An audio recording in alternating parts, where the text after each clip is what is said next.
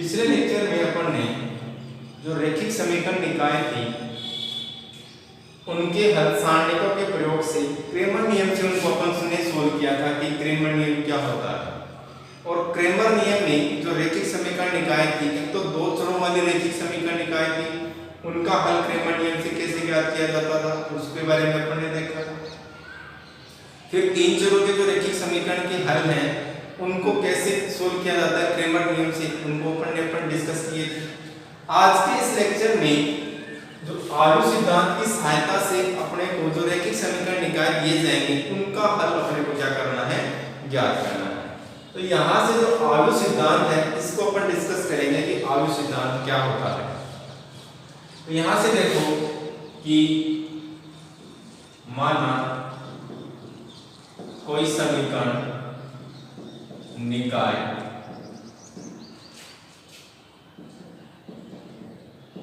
निम्न प्रकार से दिया गया है या निम्न प्रकार से दिया गया हो, ठीक है। तो रैखिक समीकरण निकाय आपको दिया गया है और वो इस प्रकार से है कि a11x plus a12y plus a13z is equal to b1 और a21x plus a22y plus a23z is equal to b2 और a31x plus a32y plus a33z is equal to b3। ये क्या है, आपके पास में कोई समीकरण निकाय और रैखिक समीकरण निकाय है। और रैखिक समीकरण निकाय में अपन ने रैखिक समीकरण निकाय के जो हल हैं उनके बारे में मैंने आपको कल बताया था कि यदि b1 = b2 = b3 = 0 हो तो फिर रैखिक समीकरण निकाय को विषमघाती कहते हैं, होमोजेनियस सिस्टम कहते हैं। अन्यथा ये जो रैखिक समीकरण निकाय है वो क्या होगा, विषमघाती होगा। तो आज जो यहाँ पे इस चैप्टर में अपन केवल विषमघाती रैखिक समीकरण निकाय के हल के बारे में ही डिस्कस करेंगे। इस चीज का अपने को क्या करना है, ध्यान रखना है। अब ये जो समीकरण निकाय आपको दिया गया है, इस समीकरण निकाय को आलू रूप में कैसे लिखा जाता है उसको अपन देखते हैं। तो दिए गए समीकरण निकाय को आलू रूप में निम्न प्रकार से लिखा जा सकता है, लिखा जा सकता है। तो कैसे लिखोगे इसे, तो यहां पर कोई देखना अपने को, ये आलू हो गया a11 a12 a13 a21 a22 a23 a31 a32 a33 और इसके मल्टीप्लाई में आलू आपके पास में x y z is equal to क्या है, b1 b2 b3। तो ये क्या है, आपके पास में आलू रूप आ गया, यानी कि दिए गए जो समीकरण निकाय है उसका आलू रूप ने लिख दिया। या फिर इसको कैसे लिख सकते हैं कि ये हो जाएगा ax = b और इसको नंबर डाल सकते हैं अपन समीकरण नंबर 3, जहां a क्या है, जहां a है आपके पास में चरों x y z के गुणांकों का आलू। तो ये हो जाएगा a11 a12 a13 a21 a22 a23 a31 a32 a33। x = क्या होगा, x y z capital X और b क्या होगा, b = होगा आपके पास में b1 b2 b3।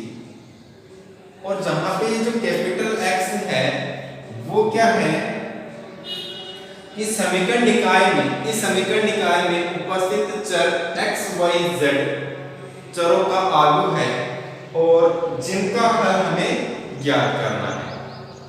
ठीक है, यहां से देखो आप, यदि determinant a not equal to 0 हो तब समीकरण 3 से, यानी कि यदि आयु a की सारणी का मान नॉट इक्वल टू 0 होगा तो समीकरण नंबर 3 क्या है कि ax is equal to b है, ये आपके पास में है ax is equal to b। अगर मैं इस समीकरण में दोनों तरफ a इनवर्स से मल्टीप्लाई कर दूं, a इनवर्स से मल्टीप्लाई करूंगा तो यहां देखो, अगर मैं इसको a के साथ लूंगा यानी कि a इनवर्स को a और ये रहेगा x is equal to a inverse b। तो a इनवर्स को जब a से मल्टीप्लाई करोगे तो आपके पास में आएगा identity x is equal to a inverse b, और जो इकाई आयु है वो किसी भी आयु से मल्टीप्लाई होगा तो वो आपको क्या देगा, वही आयु देगा। x इज इक्वल टू क्या होगा, a इनवर्स b होगा, और इसको आप डाल दो समीकरण नंबर 4। तो इस प्रकार से आपको जो आयु देगा, आपको यानी समीकरण निकाय देगा, उसको अपन को सबसे पहले आयु रूप में लिखना है, या फिर इसको मैं लिख सकता हूँ ax is equal to b, जहां a को क्या है, जो चर x y z है उनके चरों का गुणांक आयु है, गुणांकों का आयु है। x क्या है यहाँ पे, x इस समीकरण निकाय में उपस्थित चरों का आयु है जिनका हल हमें ज्ञात करना है। एक क्वेश्चन लेंगे इस पे और उस क्वेश्चन से आपको ये कंसेप्ट जो है अच्छे से समझ में आ जाएगा। अब यहाँ देखो, यदि determinant a not equal to 0 होगा तो अपन जानते हैं कि a इनवर्स का अस्तित्व होता है, ये चीज अपन ने पढ़ी, क्योंकि भाई जब determinant a not equal to 0 है तो ये क्या है, व्युत्क्रमणीय आयु है। व्युत्क्रमणीय आयु का ही क्या ज्ञात किया जाता है, इनवर्स ज्ञात किया जाता है, इसलिए a इनवर्स का क्या होगा, अस्तित्व होगा। दूसरा, यदि determinant a is equal to 0 हो तो a इनवर्स का अस्तित्व नहीं होगा। तो a इनवर्स का अस्तित्व नहीं होगा। इसका तात्पर्य यह नहीं है कि जो समीकरण निकाय आपको दिए जाएंगे उनका हल ज्ञात नहीं किया जा सकता। यहां लिख रहा हूं, इसका तात्पर्य या इसका मतलब यह नहीं होगा कि समीकरण निकाय का कोई हल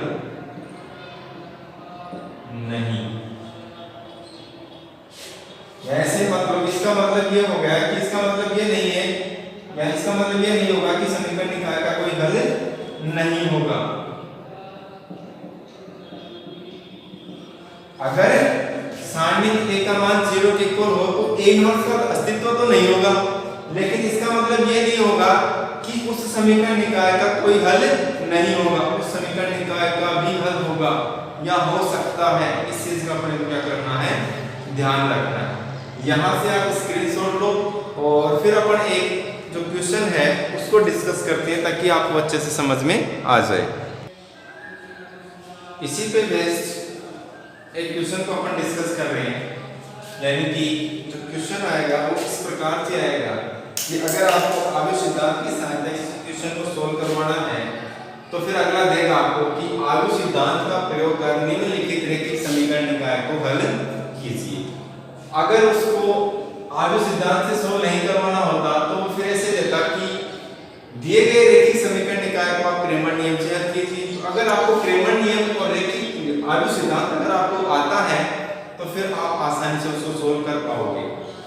इसमें ज्यादा कुछ हार्ड नहीं है इस चैप्टर में, आपने पढ़ा भी है कुछ तो, और ये इस चैप्टर का लास्ट कंसेप्ट है, ठीक है। और इन क्वेश्चनों को देखो आप आसानी से सोल्व कर पाओगे। तो यहाँ से देखो इसको अपन डिस्कस कर रहे हैं। अपन ने देखो अपने पास में जो इसका मैंने प्रूफ बताया था, तो उस प्रूफ में देखो आपको ऐसे कुछ रैखिक समीकरण निकाय दिए गए थे, उसमें 3 रैखिक समीकरण निकाय थे। उसमें जो समीकरण निकाय थे उसमें 3 समीकरण थी, और यहाँ पे क्या है 2 समीकरण, तो आप आसानी से सोल्व कर सकते हो। तो यहाँ देखो इसका जो सॉल्यूशन होगा, तो दिए गए समीकरण निकाय को, दिए गए समीकरण निकाय को आर्ग्यू रूप में लिखने पर, सबसे पहले जो आपको समीकरण निकाय दिया है उन समीकरण निकाय को किस रूप में लिखोगे, आर्ग्यू रूप में लिखोगे। तो इसका आर्ग्यू रूप आपके पास में क्या आएगा, यह आएगा 5 - 3, यह आएगा 1 और ये 2। यहाँ पे x का गुणांक क्या है 5, y का गुणांक -3, x का गुणांक क्या है यहाँ पे येलो 1, y का गुणांक कितना है 2 है, और ये हो जाएगा आपके पास में xy, और ये किसके इक्वल है, ये इक्वल है 2 और 3 के। या फिर या अर्थात लिख सकते हैं, इसका मतलब ये हो गया कि क्या है ax = क्या आपके पास में b, यानी कि ये समीकरण नंबर फर्स्ट हो गई, ये समीकरण नंबर सेकंड हो गई। जहां a क्या है आपके पास में, ये है 5 - 3, 1 और 2। x क्या आपके पास में, x आपके पास में xy, और जो b है, b आपके पास में क्या है, b है आपके पास में 2 और 3। और अपन ने डिस्कस भी कर लिया था कि जो आर्ग्यू a है वो चर x और y जो चर हैं उनके गुणांकों का आर्ग्यू है, और जो x है वो क्या है, इस समीकरण निकाय में उपस्थित चरों का आर्ग्यू होगा, जिसका हल आपको क्या करना है, ज्ञात करना है। तो यहां से देखो आपके पास में ax = b था, और इसको समीकरण नंबर 2 डाल दी, जहां a को आपके पास में आर्ग्यू हो गया ये, x आपके पास में ये है, और b आपके पास में ये। यहां से देखो अगर यहां से सारणिक a, क्योंकि अपन को इनवर्स निकालना है तो सारणिक a का मान निकालेंगे अपन, और वो आपके पास में 5 - 3, 1 और 2। यहां से इसको सोल्व करोगे तो आएगा 5 × 10 माइनस, और ये आएगा प्लस, ये कितना हो गया 3, और ये कितना आएगा 30, यानी कि डिटरमिनेंट a = आ गया 13, जो क्या नहीं है 0 के इक्वल नहीं है।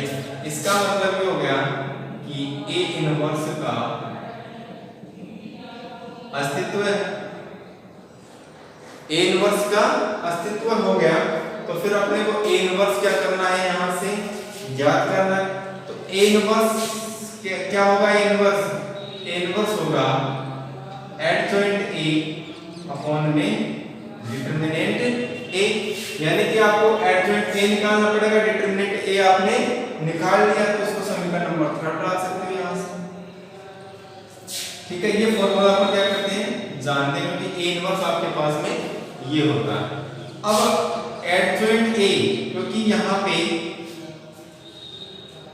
देखो, यहाँ पे 2/2 क्रम का आर्ग्यू है, अगर 3/3 क्रम का होता तो फिर अपने को सेकंड ज्ञात करने होते, फिर उसका ट्रांसपोज करना होता, लेकिन यहाँ पे 2/2 क्रम का आर्ग्यू है, तो फिर मैंने आपको डायरेक्ट उसका एडजॉइंट a ज्ञात करना सिखाया था। और वो क्या होता है, जो मुख्य विकर्ण होते हैं उनके तो स्थान परिवर्तन हो जाते हैं, ये तो आएगा 2 और 5, इनका तो स्थान परिवर्तन हो गया मुख्य विकर्ण का, और इनके क्या हो जाते हैं, जो तीसरा विकर्ण है उनके चिन्ह परिवर्तित हो जाते हैं, ये आएगा 3 और माइनस का 1। ये क्या होगा आपके पास में एडजॉइंट a होगा, ए आपने याद कर लिया, डिटरमिनेंट ए की वैल्यू आपको पता है, ये डिटरमिनेंट ए की वैल्यू पता है, तो यहां से फिर अपन ए इनवर्स ज्ञात कर सकते हैं। तो यहां से देखो हम जानते हैं कि क्या जानते हो, क्योंकि अपने को इन जो रेखिक समीकरण निकाय है उनका आवेश सिद्धांत की सहायता से हल करना है। तो फिर अपन जानते हैं कि x इक्वल टू क्या होता है, a इनवर्स b होता है, ये अपन जानते हैं। तो x is equal to a inverse, a inverse का मान चाहिए अपने को, a इनवर्स कहां से निकालोगे आप, यहां से निकालोगे। a इनवर्स क्या हो जाएगा, यहां से आपके पास में एडजॉइंट a आपके पास में है 2 3 और -1 और 5। इसके अपॉन में है आपके पास में डिटरमिनेंट a, और डिटरमिनेंट a की वैल्यू कितनी है आपके पास में 30, यानी 1 अपॉन में 30। तो यहां से a इनवर्स अपने को मिल गया, क्योंकि अपने को a इनवर्स यहां पे जरूरत है, इसलिए तो अपन ने a इनवर्स ज्ञात किया है यहां से। और ये अपन जानते हैं कि x इक्वल टू क्या होता है, a इनवर्स b। अब यहां पे जो समीकरण है अपने पास में, यहाँ ये जो समीकरण है x की वैल्यू, यदि x का जो मान निकालने के लिए जो समीकरण है वहां पे अपन a इनवर्स और जो आलू b है उसका मान रख सकते हैं। तो यहां से अपन इसको समीकरण नंबर डाल सकते हैं 4, ये आ गई समीकरण नंबर 4। और यहां से आप इसको चाहे डाल दो, कोई भी इक्वेशन डाल दो, और यहां से अपन ये काम करो, इसको इक्वेशन नंबर 2 डाल दी, इसको 3 डाल दो, इसको 4 डाल दो, और ये हो जाएगा आपकी समीकरण नंबर 5। अब अपन लिख सकते हैं कि समीकरण 3 और 5 से, समीकरण 3 और 5 से a इनवर्स क्या आपके पास में 1/30, और ये है 2 3 माइनस का 1 और 5, ये तो a इनवर्स आ गया। आलू b क्या आपके पास में, आलू b आपके पास में है 2 3, यहां से इसको सोल्व करना है, तो ये आ गया 1/30। अब यहां से देखो इसको सोल्व करोगे आप, तो ये आएगा इसकी पंक्ति, इसका स्तंभ, तो 2 into में 2 हो गया 4 प्लस 3 into में 3, ये आ गया 9। इसकी पंक्ति, इसका स्तंभ, अब आएगा माइनस का 2, तो आएगा माइनस का 2, फिर है प्लस और 5 दिए 15, ये आ गया आपके पास में। यहां से देखो आप, ये x के इक्वल है और ये है 1/30। तो यहां से देखो 4 प्लस 9 कितना हो गया आपके पास में 13 हो गया, और प्लस 15 माइनस का 2, ये आ गया आपके पास में 30। अब अपन ये भी जानते हैं कि अगर किसी आलू को किसी भी कांस्टेंट या अचर राशि से मल्टीप्लाई किया जाता है तो उसके प्रत्येक अवयव से मल्टीप्लाई होता है। तो फिर यहां से देखो x के आपके पास में, x आपके पास में आलू x और y, तो ये आएगा आपके पास में x y is equal to 13 से इसको गुणा करोगे तो आएगा 1 और 1। अब ये क्या, दोनों के दोनों समान आलू हैं, इसका मतलब ये हो गया कि x की वैल्यू आ गई 1 और y की वैल्यू क्या आ गई आपके पास में 1, जो कि क्या है, इस रेखिक समीकरण निकाय का हल है। और वो किसकी सहायता से है, आलू सिद्धांत की सहायता से अपन ने इसको याद कर लिया। बिल्कुल भी हार्ड नहीं है क्वेश्चन, केवल अपने को इसका पैटर्न पता होना चाहिए। यहाँ पे ये तो देखो अपने पास में 2/2 क्रम का आलू था, या ऐसे कह सकते हैं कि 2 ही रेखिक समीकरण निकाय थी। अगर 3 रेखिक समीकरण निकाय होती तो फिर यहाँ पे थोड़ा सा प्रॉब्लम होता, क्या होता, a इनवर्स याद करने में थोड़ा सा टाइम लगता, वो भी आपको कम लगेगा यदि आप इन क्वेश्चनों की बार-बार प्रैक्टिस करोगे। मैंने यही कहा था कि अगर a इनवर्स को आप बार-बार निकालोगे तो फिर आपकी प्रैक्टिस हो जाएगी, अन्यथा ये क्वेश्चन मतलब इन क्वेश्चनों में आसानी भी है तो थोड़ा सा कॉम्प्लिकेशन भी, क्योंकि इनमें प्लस माइनस की गलती होने में दिक्कत हो सकती है आपको। तो इस चीज का ध्यान रखना है कि जब a इनवर्स याद करो तो कैलकुलेशन आपकी अच्छी होनी चाहिए ताकि आपका आंसर एग्जैक्ट पास के, अन्यथा आपका आंसर गलत आएगा। तो इन वीडियो को आप देखते रहिए, कंसेप्ट को आप अच्छे से पढ़िए ताकि आप इन क्वेश्चनों को अच्छे से सॉल्व कर पाओ। और जो क्वेश्चन है इससे संबंधित जो आप कर सकते हो उन क्वेश्चनों को आप सॉल्व करोगे। बाकी मैं आपको जो एक्सरसाइज के क्वेश्चन होंगे उनको मैं खुद सॉल्व करवा दूंगा। तब तक के लिए वीडियो को देखते रहिए, घर पे रहिए, मुस्कुराते रहिए, हंसते रहिए।